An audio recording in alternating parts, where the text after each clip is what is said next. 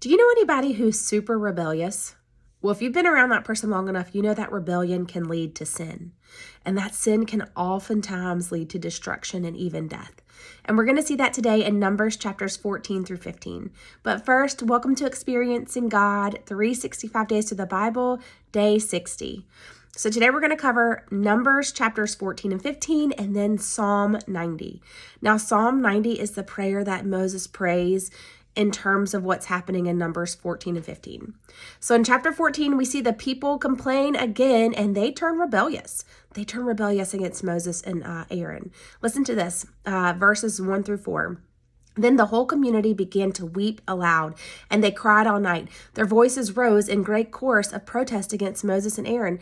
If only we had died in Egypt, or even here in the wilderness, they complained. Why is the Lord taking us to this country only to have us die in battle? Our wives and our little ones would be carried off as plunder.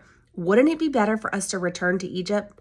Then they plotted amongst themselves, let's choose a new leader and go back to Egypt. So when Moses and Aaron heard this, they fell to their face. And Joshua and Caleb tore their clothes because they're like, these people are missing it. They're missing what God has promised. But Joshua and Caleb, two of the 12 spies who said, yes, we can take what God has for us. They encourage the people and they tell them, don't rebel against the Lord. Don't rebel and do this. But listen to this. In chapter 14, verse 9, they said, do not rebel against the Lord and don't be afraid of the people of the land. They are only helpless prey to us. They have no protection, but the Lord is with us. Do not be afraid. The Lord is with us. Don't be afraid. If God said we could have the promised land, the land of milk and honey, then it's already ours. We just have to go take it. They had faith for what God said, but the other people didn't. But the people didn't listen, and they began to talk about stoning Joshua and Caleb. But God hears them, and the Lord appears to Moses. In verse 11 through 12, and the Lord said to Moses, how long will these people treat me with contempt? Will they never believe me? Even after all the miraculous signs I have done among them, I will disown them and destroy them with a plague. Then I will make you into a greater nation and mightier than they are.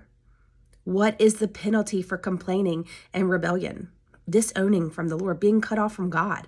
He recounts to himself, Moses intercedes for them and he's like, Lord, he's going to recount to himself what the Lord said. He intercedes for the people. His heart is for the people, even though they're trying to overthrow him. He says, Lord, don't destroy them. Don't keep them from the promised land. He recounts what the Lord said about himself in chapter 14, verse 17 through 19. Please, Lord, prove that your power is as great as you have claimed. For you said, the Lord is slow to anger and filled with unfailing love, forgiving every kind of sin and rebellion, but he does not excuse the guilty. He lays the sins of the parents upon the children. The entire family is affected, even children in the third and fourth generations. In keeping with your magnificent, unfailing love, please pardon the sins of the people, just as you have forgiven them ever since they left Egypt. Excuse me. So the Lord agrees. He agrees to pardon the people, but tells Moses, hey, the people who treated me with contempt, they will never see the promised land. They're not going to see it. But in chapter 14, verse 24, this is what he said about Caleb. But my servant Caleb has a different attitude. God values the different attitude over complaining, that attitude of faith, taking what God has said. This is what the Lord said, but my servant Caleb has a different attitude than the others have. He has remained loyal to me, so I will bring him into the land he explored. His descendants will possess the full share of the land. Let me tell you what a good attitude and faith in God does. Takes you into the promised land. And with that, God turns them around. He's like, you know what? You're not getting the promised land. I'm going to turn you around. So the cloud went and it went back into the wilderness in the direction of the Red Sea. And so the people followed him and they continued to complain.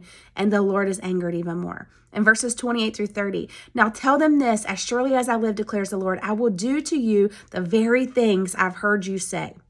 What you said, you're going to get. You will all drop dead in the wilderness because you complained against me. Every one of you who is 20 years old or older was included in the registration will die. You will not enter and occupy the land I swore to give you. The only exceptions will be Caleb, son of Jephunneh, and Joshua, son of Nun. The Lord speaks. The complainers will get what they have complained about. Anyone 20 and over will be dead in the wilderness. But those under, their children, they're going to inherit it. But the ones 20 and older, their children are going to wander in the wilderness like shepherds for 40 years. This is the penalty. 40 years in the wilderness is the price for continual complaining and rebelling against the Lord. That's a lot. All right. So then the 10 spies who rebelled against the Lord, they were struck dead with a plague. The 10 who did not believe the word of the Lord that they could have the land, the 10 who came back and told, the people, we can't have it, there's giants there, they were struck dead before the Lord. Only Caleb and Joshua remained alive. When Moses reported to the people of Israel what had happened, they were full of grief. They grieved. And in hearing this, the people decided that they would go into the promised land anyway. God said, you can't have the promised land. And they're like, we're going to take it anyway. Bad choice, right? But Moses gives them very wise advice. He's like, God said you cannot have it, and he's not going with you. So don't go, because you will die. This is not good. Do not go without the Lord, right? So in chapter 15, God gives further instructions on the law concerning the offerings. All right. And so he goes through different offerings and what they should look like and what's pleasing to him. In this chapter, he also talks about the first fruits. It's so important. The first fruits are so important. You are to set that aside. He talks about setting that, a tenth of that aside for the Lord. Another tithe, right? The tithe of the first fruits. The Lord also covers unintentional failure to carry out the law and unintentional sin. And he gives sacrifices for both of those because, sometimes people make mistakes and they don't realize what they've done, and God is merciful. But he said, if you intentionally sin, if you intentionally break the law, this is what it says in chapter 15, verses 30 through 31. But those who brazenly violate the Lord will whether native-born Israelites or foreigners, have blasphemed the Lord, and they will be cut off from the community. Since they have treated the Lord's word with contempt and deliberately disobeyed his command, they will be completely cut off and suffer the punishment of their guilt. So there's one thing if you sin and if you break the law unintentionally. But if you break the law intentionally, you're going to be cut off from all of Israel. The Lord reminds Moses the penalty for not keeping the Sabbath day is death. Don't keep the Sabbath day, it's death, right? And then he also tells them, wear tassels with a blue cord attached to all your clothing so that you can remember the law. This is what it says in verses 39 through 41. When you see the tassels, you will remember and obey all the commands of the Lord instead of following your own desires and defiling yourselves as you were prone to do. The tassels will help you remember that you must obey all the commands and be holy to your God.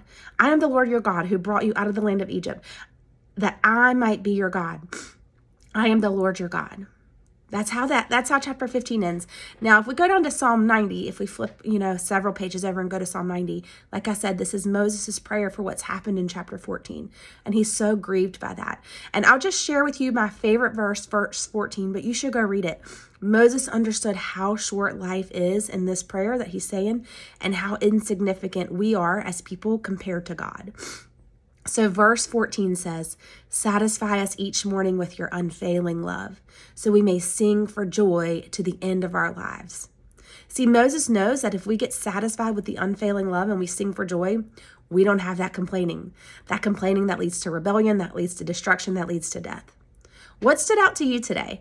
To me, it was the lack of faith that comes. And when the lack of faith comes, it leads to complaining. And the complaining leads to disobedience. And the disobedience leads to destruction. Faith. We have to have faith in what God says. We have to possess what God says. What if we looked at our complaining as lack of faith? And we already know God does not like complaining, right? So we have to stop. We have to stop complaining. Like, comment, share, subscribe. God sees you. He loves you. He has a great plan for your life. I pray the Holy Spirit ministered to you today through this. Tomorrow we will continue on with Numbers chapters 16 through 17. See you there.